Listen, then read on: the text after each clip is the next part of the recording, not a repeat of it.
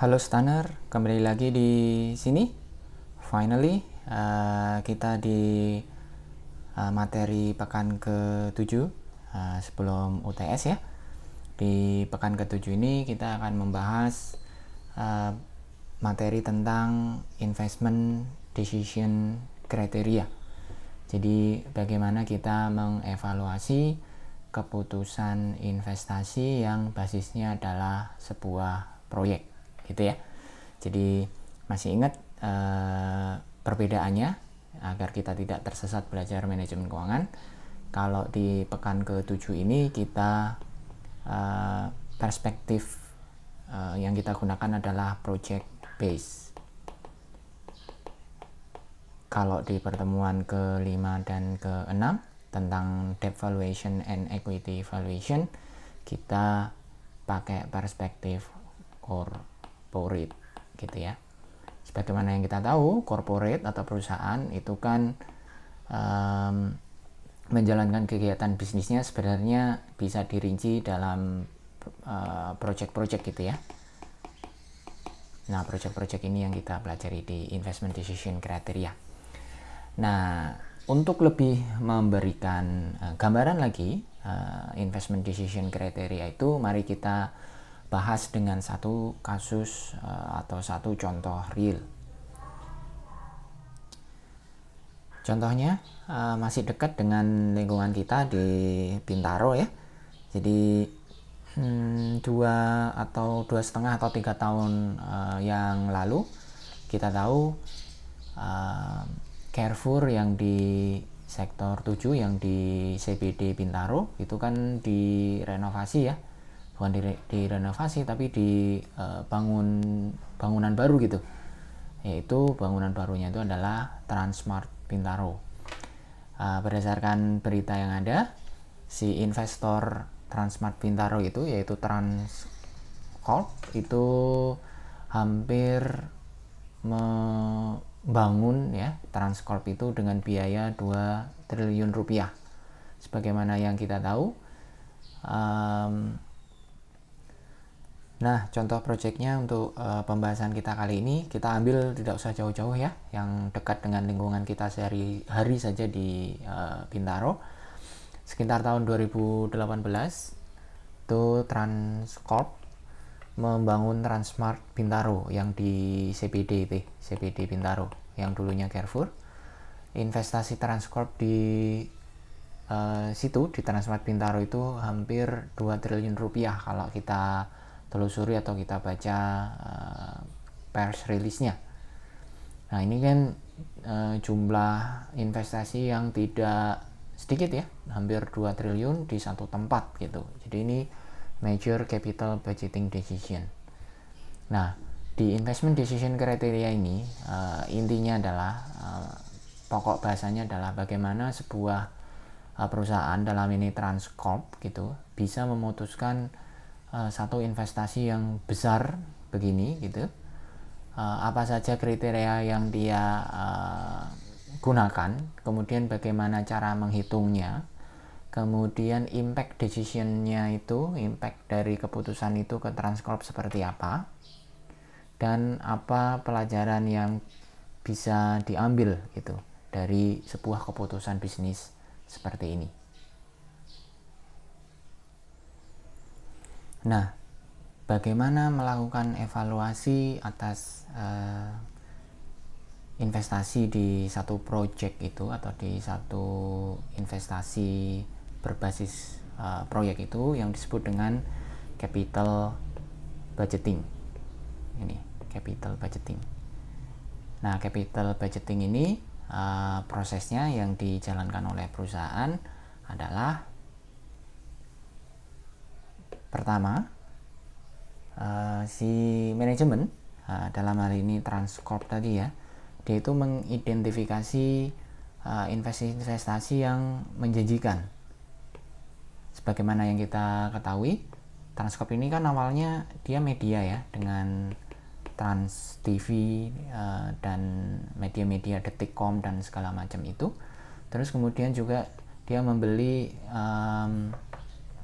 jaringan distribusi Carrefour ya di Indonesia. Nah, ini awalnya kan di sini. Tapi kemudian dia mengidentifikasi bahwa bisnis ini harus dikembangkan karena dia memang harus berinovasi gitu, mengembangkan sayap bisnis, karena bisnis itu kan intinya inovasi. Ketika tidak ada inovasi, biasanya kemudian bisnisnya decline atau menurun. Nah, kemudian diidentifikasi bahwa yang prospek bisnisnya bagus menurut Transcorp itu adalah bisnis properti, tapi properti yang bukan sembarang properti, tapi dia bikin yang namanya super block. Super block tuh satu hunian gitu ya, satu lokasi yang di lokasi itu terdapat semua kebutuhan orang gitu, mulai dari kantor, tempat dia kerja, rumah, tempat dia tinggal, supermarket, tempat dia belanja, tempat hiburan, tempat dia mencari hiburan ketika penat gitu bekerja, dan itu digabungin dalam satu tempat. Nah, itu yang disebut dengan super block. Nah, ini yang dibaca atau identifikasi oleh Transcorp Management ini. Maka kemudian dia membuat super block di Indonesia. Salah satu yang besar adalah di Bintaro gitu ya. Jadi di sini intinya adalah identifikasi. Fase yang kedua, setelah berhasil mengidentifikasi itu tadi, di fase yang kedua yang dilakukan adalah mengevaluasi secara rinci itu value proposition. Value proposition itu nilai tambah gitu ya, yang membedakan Transcorp dengan Transmart Bintaro-nya dengan Superblok yang lain. Jadi termasuk mengidentifikasi atau menentukan lokasi, terus kemudian membangun konsep superbloknya itu harus ada apa saja gitu ya. Sebagaimana yang kita tahu kan di Transmart Bintaro itu ada pusat perbelanjaan yang besar, ada apartemen, ada office, ada kantor, dan juga ada tempat hiburan yang juga nggak main-main ya, snow world ya. Nah, itu digabungin jadi satu, dihitung ini investasi yang dikeluarkan sekian triliun tadi, dan kemudian kapan balik modal dan lain sebagainya itu dihitung, kemudian dikomparasi dengan pesaing. Sebagaimana yang kita ketahui kan ada superblok lain di Bintaro ya yang rencananya mau dibangun, yaitu punyanya Lipo yang di sekitar Emerald. Itu kemudian dievaluasi untuk kesimpulannya itu ini Transmart Bintaro ini mempunyai nilai lebih atau enggak gitu ya. Jadi ada dua fase, satu identifikasi opportunity, peluang bisnis begitu, dan yang kedua kemudian dievaluasi nilai lebihnya apa, value propositionnya apa, yang membedakan dengan kompetitor apa begitu. Nah, kalau kita tadi ngomongin tentang opportunities gitu ya, bentuk dari opportunities di dalam capital budgeting itu tiga ini. Yang pertama revenue enhancing gitu ya, jadi memperoleh apa ya, revenue enhancing itu ya memperoleh revenue tambahan gitu, revenue baru, entah produknya yang diperbanyak atau membuat produk baru gitu. Ini jadi adding production line, jadi membuat produksi yang baru. Dalam case Transmart, dia membuat production line baru dengan membuat itu tadi SOHO ya namanya ya, small office home office. Jadi di satu tempat ada kantor juga sekaligus ada apartemen, plus ada tempat belanja dan ada tempat hiburan gitu, ada entertainment center dan shopping center. Ini kan kalau digabungin jadi revenue-nya itu ke Transcorp semua, itu revenue enhancing. Yang kedua, yang pertama ya, yang kedua cost reduction. Cost reduction itu mengganti mesin lama yang sudah tidak efisien gitu ya, karena mungkin biayanya besar atau membuat HPP atau COGS-nya itu tidak efisien, diganti dengan yang baru yang lebih efisien, itu cost reduction. Yang ketiga, opportunities itu karena mandatory, karena diperintahkan, karena ditugaskan begitu oleh siapa? Oleh pemerintah. Nah, ini mungkin kita akan cenderung memahaminya, oh berarti itu BUMN begitu ya, karena BUMN kan pemegang saham terbesarnya adalah pemerintah. Nah, dalam case ini iya BUMN, tetapi tidak hanya BUMN, tidak hanya terbatas ke BUMN, bisa juga ke private gitu ya, bisa juga ke swasta. Biasanya dalam konteks apa sih mandatory project itu harus menjadi opportunities dan kemudian dijalankan oleh perusahaan?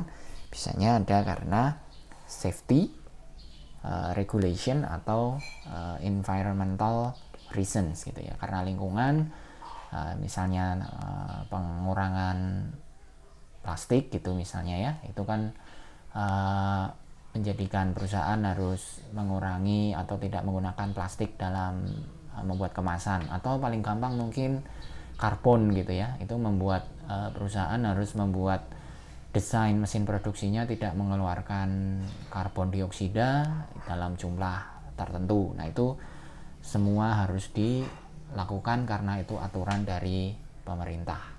Itu yang ketiga, mandatory.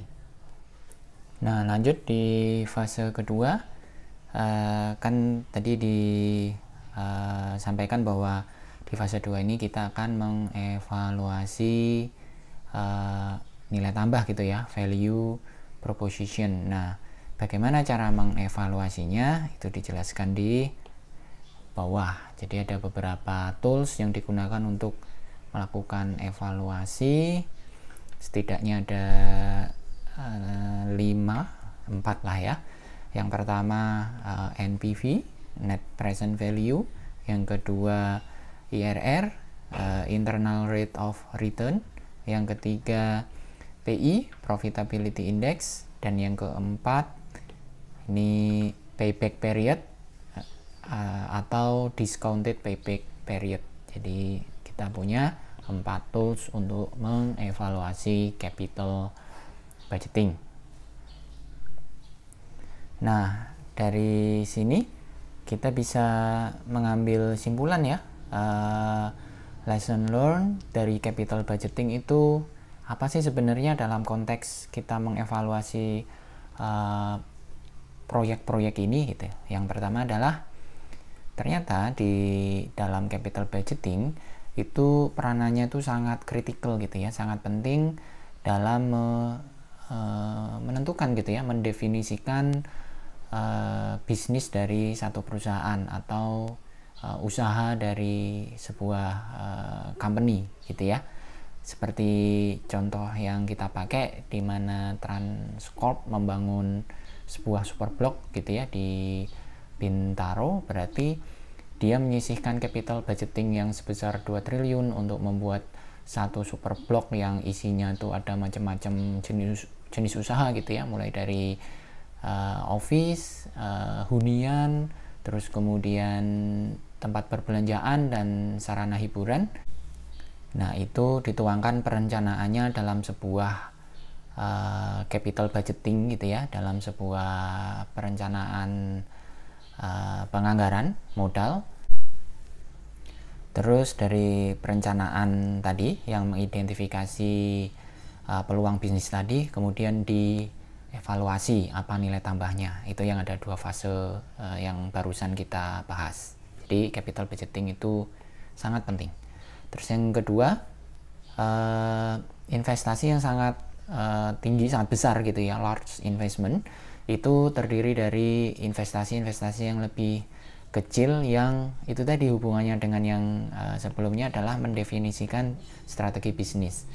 Sebagaimana yang kita gunakan juga contohnya Transcorp, dia berinvestasi dalam case di Transmart Bintaro ini 2 triliun gitu ya. 2 triliun ini dibagi menjadi itu tadi, ada office, ada apartemen, ada supermarket, ada mall gitu ya, dan ada entertainment center. Dan kemudian dari kalau mau disebut portofolio usaha gitu ya, gabungan beberapa sektor usaha ini itu mendefinisikan strategi bisnis dari Transcorp, di mana dia sudah bergerak gitu ya, memperkaya atau menambah portofolio bisnisnya, bukan hanya bisnisnya yang lama yang media ya. Jadi dia sekarang bergerak ke propertinya pun end to end gitu. Jadi lengkap dari kebutuhan kantor, hunian, belanja sampai hiburan.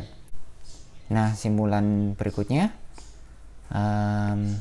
jadi keputusan-keputusan investasi dari proyek-proyek yang sebelumnya gitu ya, dari pengalaman-pengalaman yang sebelumnya itu diakumulasi di dalam organisasi sehingga terbentuk yang namanya managerial expertise and capabilities. Jadi tidak nempel ke si direksinya, ke manajernya gitu ya, tetapi istilahnya diinstitusionalisasikan gitu ya, dimasukkan dalam knowledge organisasi. Dan ini kemudian akan menginfluence, akan mempengaruhi keputusan investasi dari perusahaan ini di masa depan.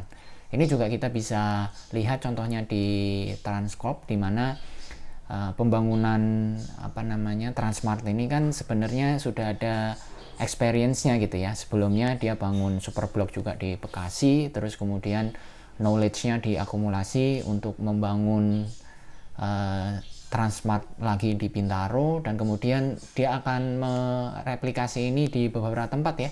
Ada di Makassar, ada di Denpasar kalau kita ikutin berita gitu, perencanaannya begitu ya. Dan itu akan terus diakumulasi hingga membentuk satu knowledge tersendiri di dalam korporasi, dalam hal ini si Transcorp Company. Demikian overview tentang teori capital budgeting. Kita akan lanjutkan dengan metode-metode evaluasi yang terdiri dari 4 hal tadi beserta contohnya di Excel di video berikutnya tentu saja. Oke, demikian. Kalau ada pertanyaan silahkan post di kolom komentar di bawah. Terima kasih.